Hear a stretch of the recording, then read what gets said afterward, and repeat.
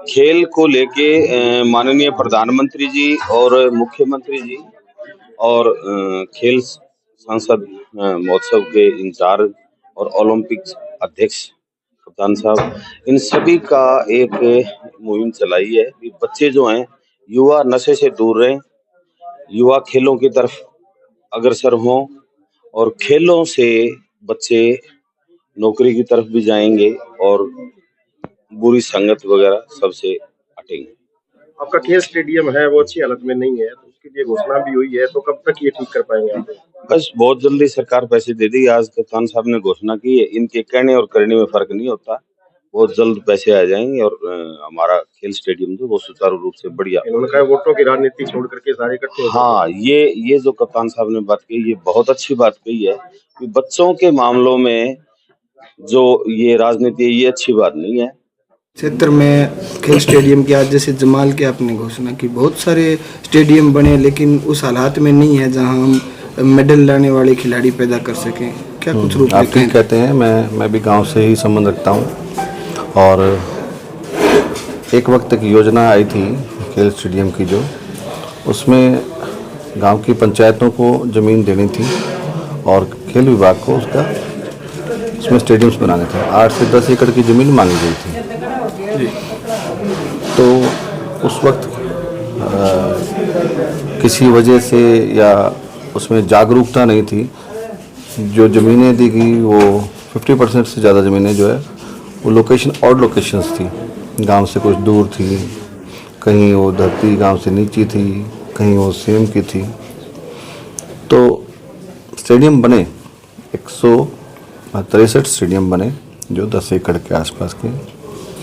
3 बड़े जो पूरी जो सुविधाएं हैं हमारे पास, 3 स्पोर्ट्स कॉम्प्लेक्स हैं हरियाणा में और हर ज़िले में एक जिला स्टेडियम है। 22 हमारे पास sub divisional state sports facilities हैं। 163 हमारे पास राजीव गांधी खेल स्टेडियम्स हैं और 250 के आसपास हमारे पास मिनी स्टेडियम्स हैं। तो जो गांव की बेसिक जो व्यवस्था मैं देखता हूँ उसको मैं रखता हूँ, जो 10 एकड़ का स्टेडियम है जिसको राजीव गांधी खेल स्टेडियम बोलते हैं, उस पर हमें काफ़ी ध्यान देने की ज़रूरत थी क्योंकि गांव में था। जो उपमंडल में थे उसकी व्यवस्था बन जाती है क्योंकि अधिकारियों की उपस्थिति भी होती है और शहरी माहौल होता है। हालात काफ़ी ठीक नहीं थी क्योंकि उसमें जो कहा गया था, जब ज़मीन ली गई थी तो ग्राम पंचायत ने, जैसे अभी हमने जो आपके यहाँ व्यायामशाला आई हैं उसमें अंडरटेकिंग दी है ग्राम पंचायत ने कि 80% सरकार देगी और 20% ग्राम पंचायत देगी जी, और आगे का जो उसका जो देख रेख है वो ग्राम पंचायत ही करेगी। ऐसे ही इन स्टेडियम्स में भी ऐसा था। वो उस व्यवस्था को ठीक किया है। अभी हमने सरकार से बात भी की है और हमें पूरे हरियाणा के जो बजट है, हमारा डी प्लान का जो बजट है, उसमें हरियाणा पहला राज्य है भारत का जिसमें डिस्ट्रिक्ट प्लान का मिनिमम 10% रिजर्व किया गया है, जिसको हरियाणा ओलंपिक एसोसिएशन के रिकमेंडेशन से ही जारी किया जाएगा। तो हमने जो पहले चरण में प्लान किया है, हमारे पास जो उपलब्ध सुविधाएं हैं, सिरसा जिला की बात करते हैं तो सिरसा जिला में 9 सुविधाएं हमारे पास उपलब्ध हैं। जितना भी पैसा होगा उसका 70% पैसा हम उन सुविधाओं पे लगाएंगे ताकि उनकी मेंटेनेंस हो जाए, हॉल ठीक हो जाए। सबसे बड़ी एक समस्या और आ रही है यहाँ पे, लड़की और लड़कों के लिए बाथरूम्स नहीं है। सैनिटेशन सबसे ज़रूरी है क्योंकि लड़कों की तो चलो बेचारे चल जाता है, लड़कियों को तो बहुत ज़रूरत है। जो फीमेल एथलीट्स हैं चेंजिंग रूम्स की व्यवस्था भी नहीं है। पहले चरण में हम 70% जो हमारा राशि होगी उसको जो एग्जिस्टिंग जो मौजूदा जो सुविधाएं हैं उनको ठीक करने में, मेंटेन करने पर लगाएंगे और 30% पैसा उस पर लगाएंगे जहाँ पे लोग हैं, खिलाड़ी हैं, पॉपुलेशन है, अच्छा खेलते हैं लेकिन सुविधाएं वहाँ नहीं हैं। वहाँ नई सुविधाएं इस्टेब्लिश करेंगे।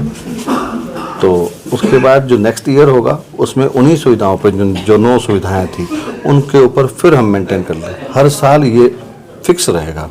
तो एक तरह से आप ये माने कि जो एग्जिस्टिंग स्टेडियम्स हैं पहले 3 साल में 70% पैसा उस पर लगेगा और 3 साल के बाद उसमें 50% ऑफ टोटल बजट। तो हर साल ये मेंटेन होता रहेगा। मोर और लेस इसमें 20 से 25 लाख रुपए एक स्टेडियम को 1 साल का मिलेगा। सर, आप सरकार के अंदर हैं और ओलंपिक संघ हरियाणा के अध्यक्ष हैं, एलनाबाद विधानसभा क्षेत्र में कोई स्पोर्ट्स एकेडमी या कॉलेज के संबंध में क्या प्रयास रहेंगे? अब तक मेरे पास जो रिक्वेस्ट आई थी या जो मुझसे कहा गया, मुझे जमाल के लोगों ने कहा था और मुझे माधो सिंगाना के हैं उन लोगों ने कहा था, मुझे रूपावास की एप्लीकेशंस आई थी। मैंने जितनी भी मेरे पास एप्लीकेशंस आई थी सारी नर्सरियाँ मेरी खुल चुकी हैं आपकी। मुझे इसके अलावा कोई भी एक आदमी भी ऐसा नहीं है जिसने रिक्वेस्ट की हो और मैंने उसको मना किया हो। बड़े स्तर पर एकेडमी मैं उसी तरफ आपको जा रहा हूँ। अभी हम बड़े स्तर पर हम एक्साई की एक योजना है उस पर हम काम कर रहे हैं। उसके लिए एक अभी इसको आप तय ना मानिएगा क्योंकि हमें एक लीज एग्रीमेंट तैयार करवाना होगा। पंचायत से हमें ज़मीन चाहिएगी सरकार को 33 साल के लिए। तो उसमें सेंट्रल गवर्नमेंट की एक स्कीम है पूरा स्पोर्ट्स कॉम्प्लेक्स के लिए। मैं उसको आपकी कॉपी भी दे दूंगा आपको अगर चाहिएगी तो। सारा पैसा साई खर्चती है, सरकार का एक पैसा भी लगता है। ऐसे सेंटर्स कई जगह खुल चुके हैं। अभी लेके आए हैं हम एक सुविधा, वो 58 करोड़ रुपए की सुविधा हम लेके आए हैं। वेलोड्रम हरियाणा का पहला वेलोड्रम है। उसमें हमें गांव में ज़मीन उपलब्ध नहीं हो पा रही थी और जो ये लीज़ जो होती है गांव में, गांव की ज़मीन को जो ट्रांसफ़र करना होता है इसके लिए थोड़ा समय लगता है। तो समय कम था इसलिए हमने उसको कुरुक्षेत्र यूनिवर्सिटी में ही ट्रांसफ़र कर लिया। लीज़ उन्होंने दे दी हमें, आसान था वो। तो 58 करोड़ रुपए बजट हो गया, टेंडर भी हो गया हमारा, ओपन आ गया है। ऐसे ही हम आइडेंटिफिकेशन कर रहे हैं ज़मीन की। मेरा मन है कि जैसे भरोका गाँव है एक, हाँ हैंडबॉल की सुविधाएँ बहुत अच्छी थी, तो उसकी एक सीएम अनाउंसमेंट पेंडेंसी में है। मल्टीपर्पज़ हॉल है, उसका हम बजट इंक्रीज करके उसको बहाल करके उसको लेके आने की सोच रहे हैं, जो बहुत सुंदर और बहुत बेहतरीन व्यवस्था होगी। दूसरा 2 करोड़ 28 लाख रुपए के आसपास माधो सिंगाना के स्टेडियम्स के पेंडेंसी में है, वो भी मुझे लगता है जल्दी ही वो आ जाएंगे और माधो सिंगाना स्टेडियम जो एग्जिस्टिंग स्टेडियम है उसमें ठीक ठाक सा व्यवस्था हो जाएगी। इसके साथ साथ सविता पुनिया का गाँव है जोधका। जोधका में मैंने 20 लाख से हरियाणा की पहली स्पोर्ट्स लाइब्रेरी मैं बनाने जा रहा हूँ, जिसमें सिर्फ खेलों से संबंधित किताबें, कॉपियाँ और पुस्तक, जो भी अलग अलग सामग्री, डिजिटल सभी चीज़ें उसमें होंगी। मैं ऐसा प्रयास कर रहा हूँ क्योंकि उस लड़की को भी सम्मान मिलेगा, चित्र का नाम भी होगा और उसी से ही उसका उद्घाटन कराएंगे। इसको नॉन पॉलिटिकल फंक्शन रखेंगे। तो सरपंच मेरे पास आ चुके हैं, मैंने खुद ही बुलाया जोधका के सरपंच को और उनसे मैंने लेटर ले लिया है और मुझे लगता है कि 7-8 अप्रैल तक हम इसको शुरू करते हैं। कप्तान साहब, जैसे सिरसा की सीमा पंजाब और राजस्थान के साथ लगती है और यहाँ पर नशे का बहुत बड़ा और युवाओं की मौत भी हो रही है, कहीं ना कहीं खेलों के साथ उनको जोड़ करके पूर्व में जो है मुख्यमंत्री रहे मनोहर लाल जी के सामने भी ओटा के लोगों ने मांग रखी थी कि वहाँ पे स्पोर्ट्स यूनिवर्सिटी अगर बन जाए तो इस इलाके का उद्धार हो सकता है, युवा खेल से जुड़ सकता है। डेफिनेटली हमारे पास ये बात आई थी, तो स्पोर्ट्स यूनिवर्सिटी की तरफ तो नहीं, हमने आईआईटी के बारे में सोचा था क्योंकि जहाँ आईआईटी है उसमें जो यूनिवर्सिटीज़ या इस तरह के इंस्टीट्यूशंस हैं उसमें स्पोर्ट्स एक्टिविटी भी उनको अडॉप्ट करनी पड़ती है। तो एक में 2 काम हो जाते। तो जो लैंड जो लोकेशंस सेलेक्ट की गई थी उसमें 300 एकड़ से ज़्यादा की ज़मीन की रिक्वायरमेंट थी। रेवाड़ी में भी ज़मीन देखी गई, करनाल में भी देखी गई, कुरुक्षेत्र में भी देखी गई और हमने बाद में रिक्वेस्ट किया बड़े नेताओं से और हमने एलनाबाद की भी एक ज़मीन है जिसको हमने आइडेंटिफाई किया है। प्रोजेक्ट बहुत बड़ा है और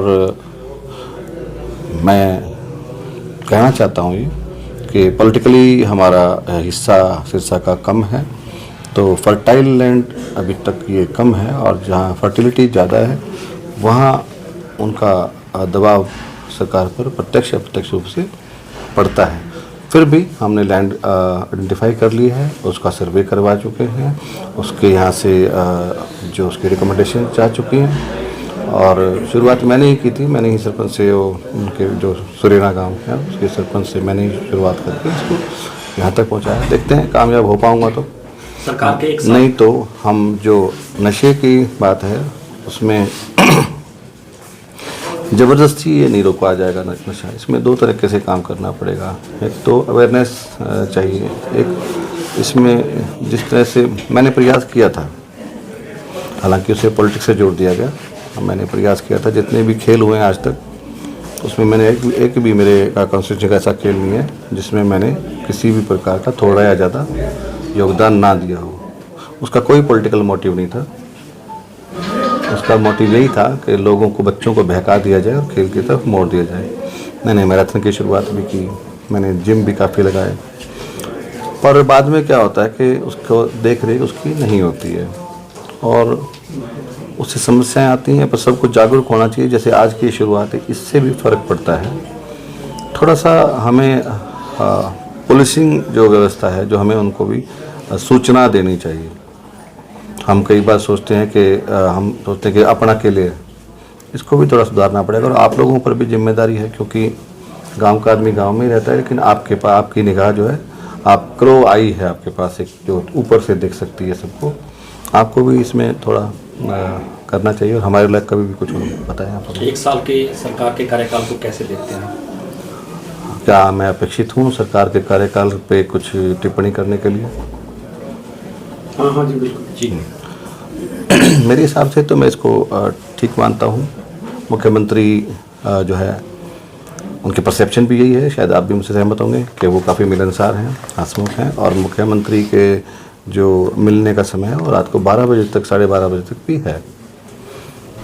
मैं ये नहीं कहता कि रात को मिलने से कोई फ़र्क पड़ता है, लेकिन इससे लोगों में भावना जागती है, अटैचमेंट होती है और उनको अपनापन भी फील होता है।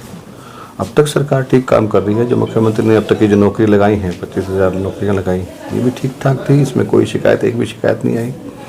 और मैं तो पर्सनली भी उनसे अनुग्रहित हूँ, क्योंकि जो खेल का कोटा पिछले 5-6 साल से रुका हुआ था, मैं उनसे मिला तो उन्होंने मेल फीमेल जो कांस्टेबल्स हैं, मेल फीमेल जेल वार्डर्स हैं, असिस्टेंट लाइनमैन हैं, डिप्टी रेंजर फॉरेस्ट है, असिस्टेंट जेल सुपरिटेंडेंट हैं, उनकी जो पोस्ट थी उनको स्वीकृति दे दी है। अभी वो खेल कोटा की पोस्ट आ जाएंगी। और 450 के आसपास कोचेज़ की व्यवस्था थी जो पेंडेंसी में थी, वो भी फाइनल स्टेज पे है। वो भी मुझे लगता है कि 2-4-5 दिन में वो फाइल उसमें आ जाएगी। वो अग्निवीर का जो कोटा था 10% का, उसकी वजह से वो फाइल दोबारा से चली गई थी, उसमें अब उसका एडिशन हो गया है, वो भी आ जाएगी। साथ में एक फ़ाइल और है हमारे पास, जो टीचर्स की और सब इंस्पेक्टर्स की है। उसके फार्म काफ़ी पहले भरे गए थे, लेकिन किसी वजह से वो नहीं हो पाई भर्तियाँ, तो उसमें भी काम चल रहा है। तो पर्सनली अगर मैं देखता हूँ तो मैं तो सेटिस्फाई हूँ, क्योंकि मैं थोड़ा इंक्लाइंड भी हूँ। बाकी तो आप ज़्यादा देखते हैं। क्राइम तो काफ़ी बढ़ रहा है, किस तरह का मर्डर्स वगैरह, फिरौती होने जा रही है, इलाहाबाद के अंदर भी साइबर क्राइम बढ़ रहे हैं, करोड़ों रुपए की लूट हो रही है, मतलब साइबर क्राइम के थ्रू। साइबर क्राइम एक तरफा तो नहीं होता, 2 तरफा होता है। हम लालच कर लेते हैं कि अलग अलग कॉल आते हैं, क्योंकि जिसने अपराध करना है, साइबर क्राइम करना है, वो तो एक फाइनेंशियल लूट है, फ्रॉड करते हैं। गांव के लोग भोले भाले लोग हैं, हमें अवेयरनेस करनी पड़ेगी। अभी सरकार भी इस बारे में काम कर रही है। कोई आजकल वो था, अरेस्ट ही कर लेते थे, पहले डिजिटल अरेस्ट कर लेते थे, किसी गांव के आदमी को बहका लेते हैं, लालच दे देते हैं। थोड़ा हमें भी अवेयरनेस करनी पड़ेगी। और आपको क्राइम के बारे में घंटे 2 घंटे में अच्छी सूचनाएं भी मिलेंगी। देश की गवर्नमेंट काम कर रही है और आज के बाद आपको थोड़ा फ़र्क दिखेगा। किसी भी चीज़ को करने में समय लगता है, क्योंकि कुछ चीज़ें देश की हैं, कुछ विदेश से प्रायोजित हैं। तो व्यवस्थाएं काफ़ी तरह की होती हैं। जब आप डिपोर्ट करते हैं किसी को या किसी चीज़ को कंट्रोल करते हैं, तो वहाँ की कंडीशंस को भी फॉलो करना चाहता है, जो गवर्नमेंट की, उस गवर्नमेंट की कंडीशंस होती हैं।